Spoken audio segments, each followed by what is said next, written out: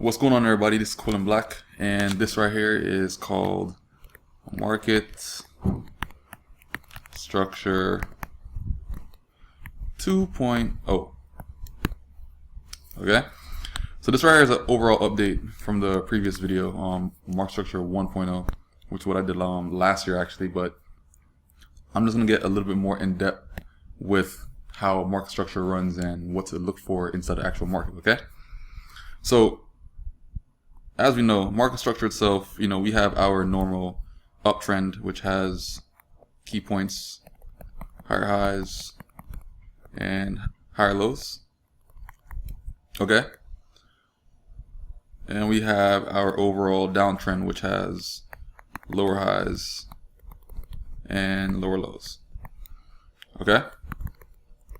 Highs and higher lows. Okay, so a few things that you got to keep in mind when structure is actually done, which is the break of structure, which is when the market actually breaks a higher low point right here, which looks like this.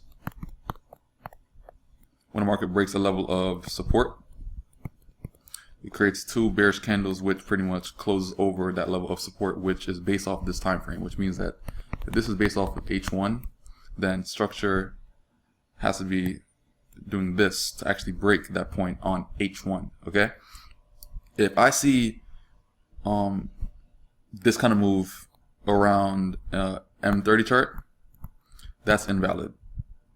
Okay, so we want to keep everything that we actually do on one time frame on that time frame itself. If I do my structure based off of H4, it has to break structure on H4, which has to do the same exact thing.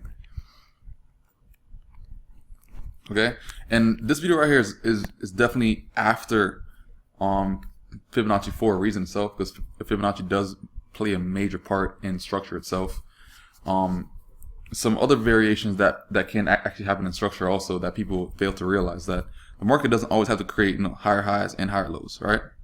This right here is the the original, the general uptrend, but then you could have variations. You could have lower highs but still maintain the uptrend. Main reason is because the market itself is still creating higher low points all right here, all higher low points. So overall the uptrend was still being maintained because this was not being broken. Okay, up until the market itself, it breaks a level of support, which is a higher low point. So as long as the higher low point is not being broken, then it's still going to be maintained as an overall uptrend. There's times when you could see, for example,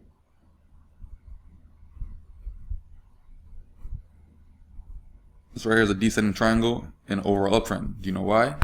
The market itself it made a higher high here, higher low here, lower high, lower high, lower high, lower high, but on the bottom side it maintained the higher low point that was overall made right here. All these other points was just high. I mean, all the other points were just lows actually. Lows, lows, lows. Lower highs up top, but that doesn't matter as long as the support level was still being respected. Same concept that goes in on a downtrend. On a downtrend, yes, you can do this, which is a descending triangle, which maintains one level of support the entire time, and on the upside it was kept on getting lower highs, which it keeps on making the price less and less and less and less compared to the price scale that's all over here. Okay, so price is still getting stronger and it's still maintaining the trend that's currently in. And then it gives you another opportunity also to draw a trend line which can kind of guide you to where the market can possibly find a level of resistance on the actual trend that you're currently on. So trend line itself, it definitely helps out. It gives you this kind of like a path, and that path can create confluence out of market also, which can give you like a stronger confirmation of a certain type of setup or a certain type of trend, and you could definitely take positions off of these points right here. So just like how I drew the setup earlier, the market can actually do this. In this example, the market itself was making lower highs, lower lows, lower lows, lower highs. But it made that, and then it made a level of resistance. Okay? When the market actually retested these areas, it made highs, highs, highs, highs. Even though on the downside, yes, it made a lower low here, and then it made higher lows.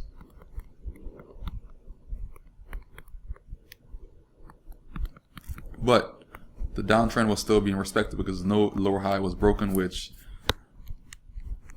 when a lower high is broken on a downtrend, structure is broken. When a market is when a market breaks a higher low on an uptrend, structure is broken. So this right here is the overall transitions phases. This right here is a uptrend to downtrend, and a downtrend to uptrend. Okay, so we have our uptrend right here, break a structure, downtrend. Broken structure was right here when the market broke a higher low point, and on this example, this right here was a downtrend which broke a higher low right there. Circle this. That had to be broken. So market overall transitioned from an uptrend to a downtrend here, and a downtrend to an uptrend here, up on the break structure on the actual chart itself. So first selling opportunity after all this right here, after the actual break structure, is the first lower high point, which is right here.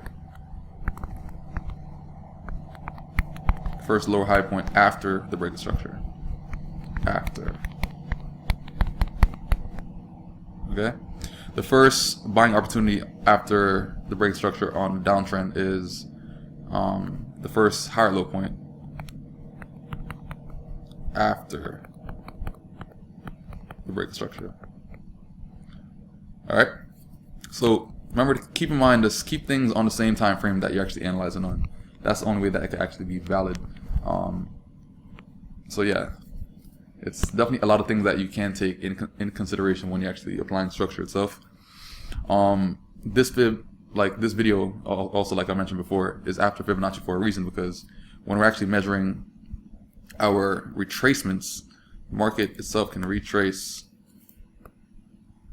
what I said. The market can retrace here, it can retrace here, retrace here, retrace here, and it can retrace here. This point right here is the max that it can retrace, because what this right here is considered as a higher low point. Okay, once market breaks that, which is also 100% on your Fibonacci, this right here is 0%. Once the market breaks that, then structure is broken entirely, which is then when structure is broken, same concept as we drew before. When structure is broken, you're looking for selling opportunity up until the market actually has to make a lower low, and then makes the first lower high. Alright?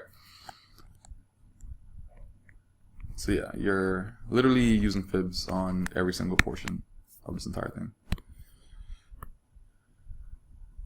So fibs can be used, fibs can be used, fibs can be used on every single retracement, also to actually measure how steep that retrace can go, because it has all this room to breathe before it actually changes the trend entirely. Alright, so I mean, quick vid. So this right here was market structure,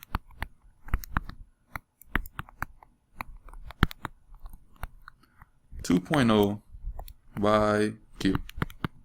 Alright, so see you guys on the next video. Peace.